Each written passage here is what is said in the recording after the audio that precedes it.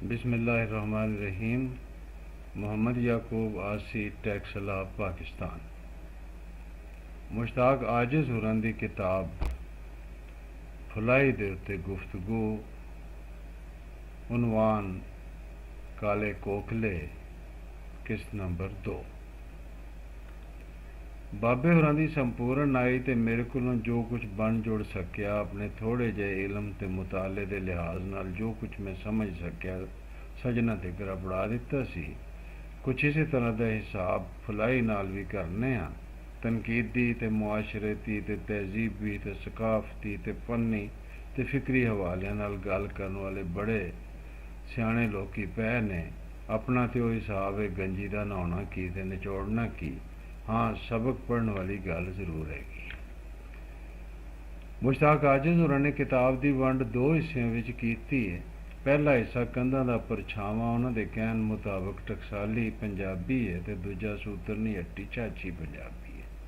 दोवां हिस्सों की लफजाली में चंगा भला फर्क भी है ते कुछ कुछ सांझ भी है। मुढ़ तो इको ही है ना, लम्मी नज़म इको ही है, सजरा फट। इस तरह के फट रहिंदे ही सजरे ने जवान पुत्र की अचानक मौत मुश्ताक आजिज़ होरां नूं बुढ़ा कर गई। इस फट विच अज भी उन्नियां ही चुभकां पैंदियां ने जिन्नियां फट लगन वेले पैंदियां सन। टेलीफोन ते गल हो रही सी, कहन लगे ये वो नज़म है, कई वरे हो गए लिखी नूं, मैं किधरे भी पढ़ के नहीं सुना सकिया। मेरा वो हिसाब बनिया भई दूजियां दे दुख वेख वेख के अपने दुख चेते आ जांदे ने। मेरे घर वाली फौत हुई तो मैं कुछ 6 महीने पिछों नज़म कही जरा सी बात। मैं भी वो नज़म किसी महफिल विच पढ़ के नहीं सुना सकिया। दुखां की याद भी तो दुख देंदी है। मैनू पक के मेरे तरह मुश्ताक आजिज़ होरी भी अपनी नज़म कलियां बह के कई कई वारी पढ़ते होणगे ते नाले कुछ ना पुछो। मैं कहता दुख का इजहार कर लेना भी गनीमत है, नहीं तो बंदा अंदरों अंदर साह साह मरदा रवे। सावां तो चेते आया एक होर नज़म का जिक्र जरूर करांगा, कवेले चेते।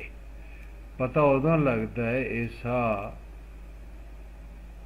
का कोई वसा नहीं, ये एडे पोले पैरी नसते जाते ने, पता ही नहीं लगन देंदे।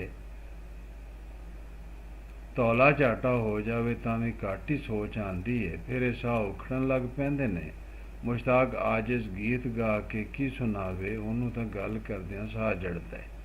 सारी उम्र की दौड़ वो भी अड़कना वाली, साह ना चढ़े तो होर की होवे।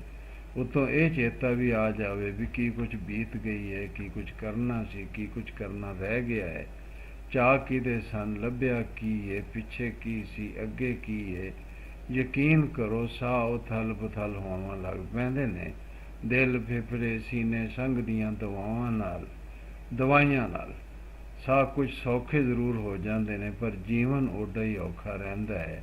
अद्धी राती चक्की झोई, सिले दाने पाए, किंज पीवा नहीं माए।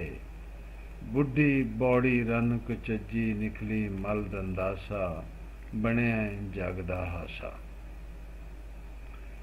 बड़ियां वनगियां ने, कली कली नज़म ते गल करना डाढ़ा औखा काम है। इन्हां नज़मां दा असलूब, मिजाज ते लफजाली साफ दसदियां ने। इन्हां नूं कहण दा अरसा बड़ा लम्मा है। कहण पढ़न वालियां विच ये निक्कियां निक्कियां नज़मां अपने अंदर डूंघे ते खलारवें मजमून समेटी बैठियां ने। इंतखाब नहीं औखा काम है, किसी भी नज़म नूं अगौलिया नहीं जा सकदा। माँ दे मौजू ते साडे शायरां ने बहुत कुछ लिखिया है। प्रोफैसर मोहन सिंह की 4 सतरां की नज़म याद आ रही, नकल कर देना चंगा है। माँ वर्गा कण छावां बूटा मैनू नज़र ना आए, जिस तो लैके छां उधारी रब ने स्वर्ग बनाए। बाकी कुल जहान दे बूटे जड़ सुक्या मुरझांदे, ए पर फुल्लां दे मुरझाया ए बूटा सुक जाए।